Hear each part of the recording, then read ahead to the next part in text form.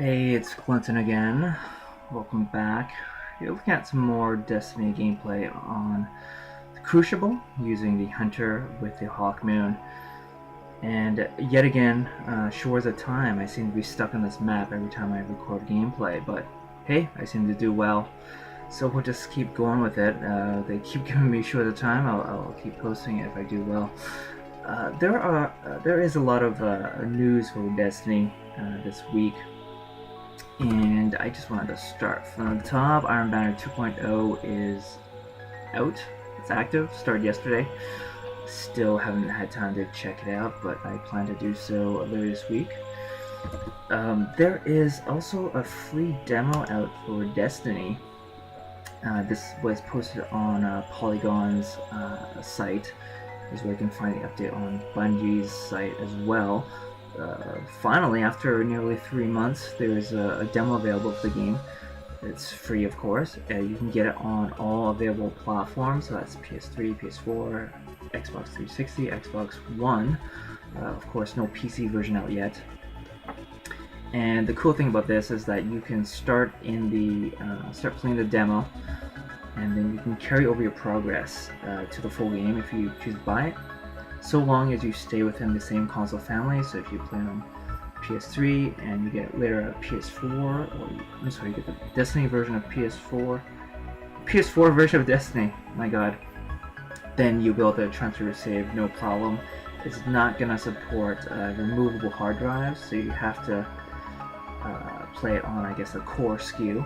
So there's not going to be support for Xbox 360 Arcade or 4 gig Xbox 360, Xbox 360 Core, or 12 gigabyte PS3. So there's some limitations there. So yeah, that makes sense. Your progress is pretty much maintained on Destiny servers anyway. So just making that jump cross generation is not going to be a problem.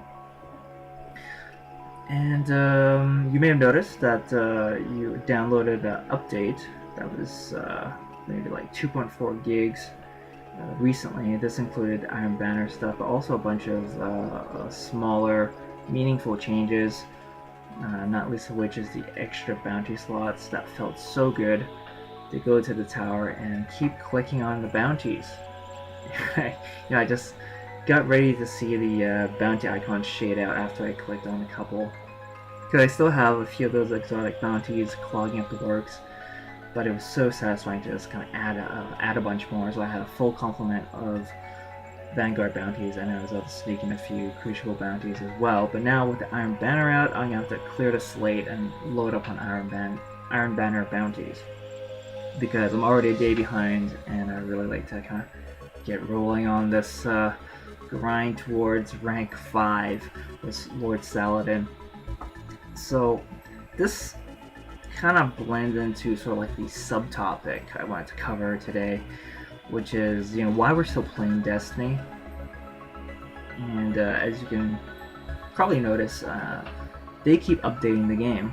That's one big reason with the Iron Banner 2.0, and the fact that the game is structured very much like an MMO, like World of Warcraft or what have you.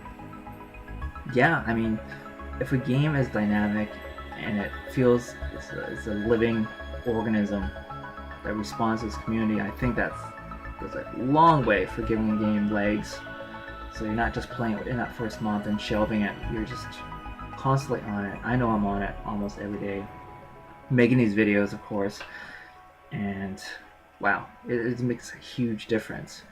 And they never come out and said that Destiny is an MMO, but come on, anyone who's played it and who's also played something like a World of Warcraft, yeah, the DNA is there, the influences are there. This is definitely a hybrid game where it's an online shooter, but it's persistent, and it's based off servers, and yeah, you have this community that forms around it, yada yada yada. It's basically a shooter MMO hybrid. And yeah, it's working for them despite the missteps they've had with the launch and some weird design stuff that people still complain about. Having this kind of community-driven, constantly updated world is really key to bringing me back to the game. There are other things as well, it's not just that. when you get right down to the basics of the game, how it's designed, it's the core mechanics that really shine, right? When I say core mechanics, we're talking about the verbs in the game, which actually do. So in Destiny, it's shooting, it's moving around, it's using your superpowers, jumping, just navigating the environment. All that stuff feels top-notch, and it should come as no surprise, of course. This is Bungie, who had years of experience making Halo games, so for them to screw up the core mechanics of a shooter would be unforgivable. But no surprise, they nail it.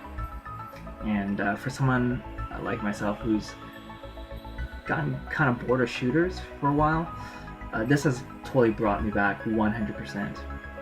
So definitely they deserve all the kudos heaped on them for making a really good shooter that just feels great in your hands, right? There's another thing that I think is the glue, the stickiness that brings people back, and it's the way they do their rewards. And this is a controversial topic. It's a source of much pain and agony for a lot of people. It's the RNG, right? It's the random number generation, or the random number generator. And it really drives a lot of how Bungie structures their rewards. And people dislike it, but they may dislike it, but they keep coming back. And I think the thing about it, there's like this cognitive dissonance, right? We play this game, we get frustrated by it because we're not getting what we want, but we keep coming back, and in a way it kind of reminds us that deep down inside, no matter how smart we think we are, we're actually just these lab rats inside, right? And it's just scratching this base animal psychology in us to just keep plugging away in hopes that we get something. It's what the casino industry is based off of, right? You go and you play the slot machines. This is no different, and it's not anything new in game design either. You know, games like Diablo have been doing it for ages. Other MMOs have been doing this technique for ages. It's called operant conditioning in psychology, and it's there's something you can look up in your own time. It's really worth looking into. It's based off the research of a psychologist back in the day named B.F. Skinner, and he had a bunch of experiments that have since been dubbed, the Skinner box experiments. And basically, you're trying to get people to behave in a certain way. You gotta give them the right stimulus. You gotta give the stimulus to them in a very specific way too, right? In order to get the response that you want. And if Destiny were to just hand things to you on a silver platter, the community would get bored of the game in no time flat, right? If the game were just made up of the vendors in the tower, and you just knew what everything was in the game, and you just had to put in a certain amount of effort and or time into doing the Crucible, doing your Vanguard bounties and whatnot, and you could earn a certain amount to buy a very specific thing from the store, and that was it, to be honest, we'd all be done with this game after the first couple weeks, if not sooner, for some of you more hardcore players. But because they have this lottery system, this randomness, this is the slot machine, right? This is the lottery. You're playing the lottery, and as much as we sort of resent it for that, it keeps us coming back. It keeps people playing the raid, for God's sakes, for who knows how many times, and then people will just go on the boards, the message boards, and play, I played the raid since the launch of it, 2 months ago, and I still haven't got those raid boots to hit level 30, right?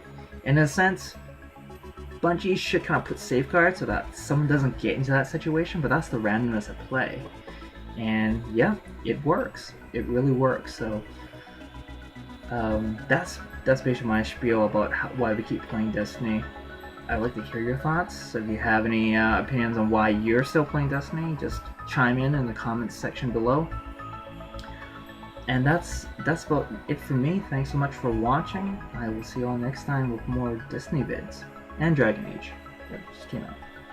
Ciao.